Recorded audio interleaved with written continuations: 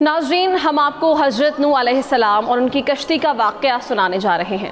حضرت نوح علیہ السلام کا ذکر قرآن مجید میں بہت سے مقامات پر کیا گیا، جیسا کہ سورہ آل عمران، سورہ نساء، سورہ انعام، سورہ اعراف، سورہ توبہ، سورہ یونس، سورہ ہود، سورہ ابراہیم، سورہ بنی اسرائیل، سورہ مریم، سورہ انبیاء،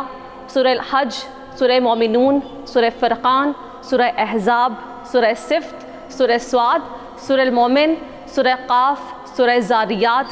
سورۃ العنکبوت، سورۃ النجم، سورۃ القمر، سورۃ الحدید، سورۃ الحاقیہ اور سورۃ النوح میں حضرت نوح علیہ السلام کا ذکر مبارک بار بار کیا گیا۔ حضرت نوح علیہ السلام کو جب اللہ تعالیٰ نے نبوت عطا فرمائی تو اس وقت کوئی بھی کلمہ توحید پڑھنا تھا، سب بت پرست تھے، ہر قسم کی پوجا پاٹ، غیر اللہ کی پرستش کا اندھیرا تھا۔ پروردگار عالم نے انسانوں پر رحم فرما کر حضرت نوح علیہ السلام کو اپنا فرمان دے کر ان کی ہدایت کے واسطے بھیجا، اور چنانچہ سورۃ العنکبوت آیت نمبر 14 میں ارشاد باری تعالیٰ ہے کہ اور بے شک ہم نے نوح علیہ السلام کو ان کی قوم کی طرف بھیجا تو وہ ان میں 50 برس کم 1000 سال رہے۔ سورہ نوح میں ارشاد باری تعالیٰ ہے کہ بے شک ہم نے نوح علیہ السلام کو ان کی قوم کی طرف بھیجا کہ آپ اپنی قوم کو ڈرائیں قبل اس کے انہیں دردناک عذاب آ پہنچے۔ انہوں نے کہا کہ اے میری قوم، بے شک میں تمہیں واضح ڈر سنانے والا ہوں کہ تم اللہ کی عبادت کرو اور اس سے ڈرو اور میری اطاعت کرو، وہ تمہارے گناہ بخش دے گا اور تمہیں مقررہ مدت تک مہلت عطا فرمائے گا۔ بے شک اللہ کی مقرر کردہ مدت جب آ جائے تو مہلت نہیں دی جاتی، کاش تم جانتے ہوتے۔ حضرت نوح علیہ السلام نے ہر طرح سے اپنی قوم کو سمجھایا، جیسا کہ سورہ نوح آیت نمبر 9 سے 11 تک میں یہ بتایا گیا۔ پھر میں نے انہیں اعلانیہ بھی سمجھایا اور انہیں پوشیدہ رازدارانہ طور پر بھی سمجھایا۔ پھر میں نے کہا کہ تم اپنے رب سے بخشش طلب کرو، بے شک وہ بڑا بخشنے والا ہے، وہ تم پر بڑی زوردار بارش بھیجے گا۔ حضرت نوح علیہ السلام نے بڑی نرمی سے خدا کا پیغام لوگوں کو پہنچایا، لیکن لوگوں نے اس کو جھٹلایا اور ان کی بات کو نہیں مانا۔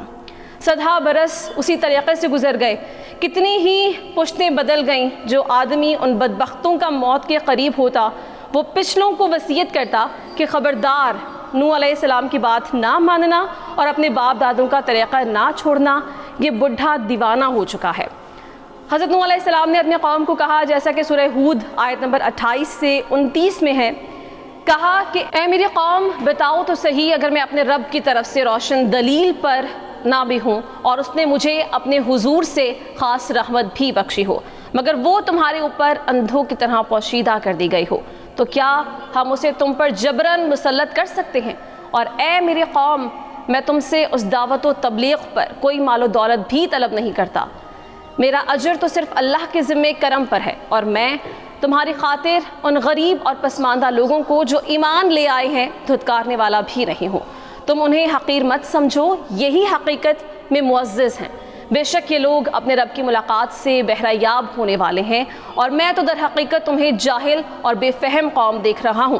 تاہم حضرت نوح علیہ السلام کی قوم نے انہیں جواب دیا۔ سورہ ہود آیت نمبر 32 میں ہے کہ وہ کہنے لگے، اے نوح، بے شک تم ہم سے جھگڑ چکے، سو تم نے ہم سے بہت جھگڑا کر لیا، بس اب ہمارے پاس وہ عذاب لے آؤ جس کا تم ہم سے وعدہ کرتے ہو، اگر تم واقعی سچے ہو۔ اس پر حضرت نوح علیہ السلام نے کہا، سورہ ہود آیت نمبر 33 میں ہے کہ وہ عذاب تو بس اللہ ہی تم پر لائے گا اگر اس نے چاہا، اور تم اسے عاجز نہیں کر سکتے۔ حضرت نوح علیہ السلام اپنی قوم کی وجہ سے بہت تکلیف میں تھے، تاہم اللہ تعالیٰ سے کہتے ہیں، سورہ نوح آیت نمبر 5 سے 10 میں ہے کہ اے میرے رب، بے شک میں اپنی قوم کو رات دن بلاتا رہا، لیکن میری دعوت نے ان کے لیے سوائے بھاگنے کے کچھ نہیں کیا، اور میں نے جب بھی انہیں ایمان کی طرف بلایا تاکہ تو انہیں بخش دے تو انہوں نے اپنی انگلیاں اپنے کانوں میں دے لیں اور اپنے اوپر اپنے کپڑے لپیٹ لیے اور کفر پر ہٹ دھرمی کی اور شدید تکبر کیا۔ پھر میں نے انہیں بلند آواز سے دعوت دی، پھر میں نے انہیں اعلانیہ بھی سمجھایا،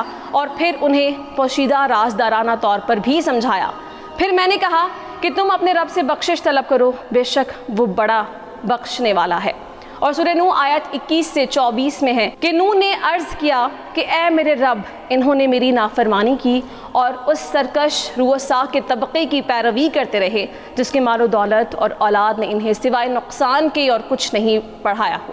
عوام کو گمراہی میں رکھنے کے لیے وہ بڑی بڑی چالیں چلتے رہے اور کہتے رہے کہ تم اپنے معبودوں کو مت چھوڑنا، اور ود اور سواہ اور یاغوث اور یعقوق میں نصر نامی بتوں کو بھی ہرگز نہ چھوڑنا، اور واقعی انہوں نے بہت لوگوں کو گمراہ کیا۔ سو اے میرے رب، تو بھی ان ظالموں کو سوائے گمراہی کے کسی اور چیز میں نہ بڑھا۔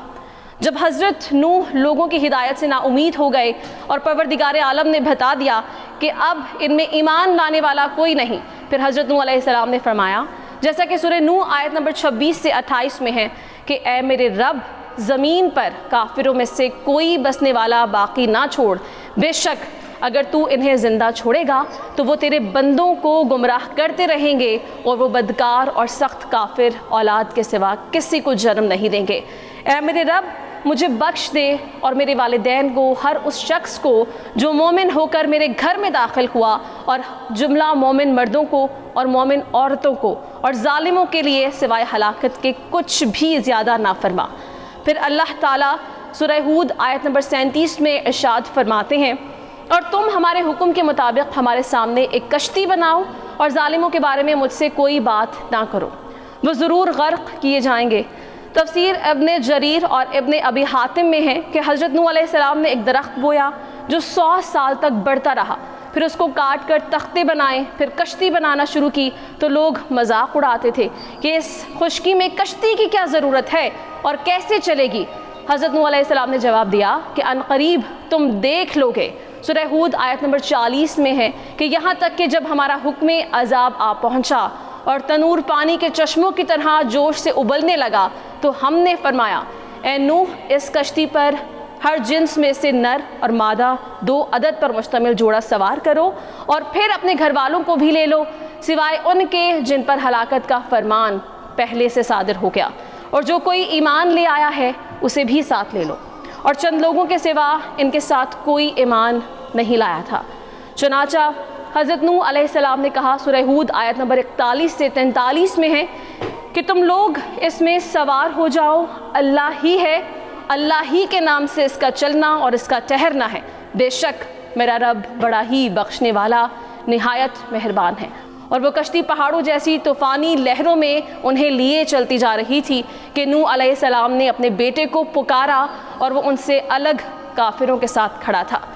اے میرے بیٹے، ہمارے ساتھ سوار ہو جا اور کافروں کے ساتھ نہ رہ۔ وہ بولا کہ میں کشتی میں سوار ہونے کے بجائے ابھی کسی پہاڑ کی پناہ لے لیتا ہوں، وہ مجھے پانی سے بچا لے گا۔ نوح علیہ السلام نے کہا، آج اللہ کے عذاب سے کوئی بچانے والا نہیں مگر اس شخص کو جس پر وہی اللہ رحم فرما دے۔ اسی اثناء میں دونوں یعنی باپ بیٹے کے درمیان طوفانی موج حائل ہوئی، سو وہ ڈوبنے والوں میں ہو گئے۔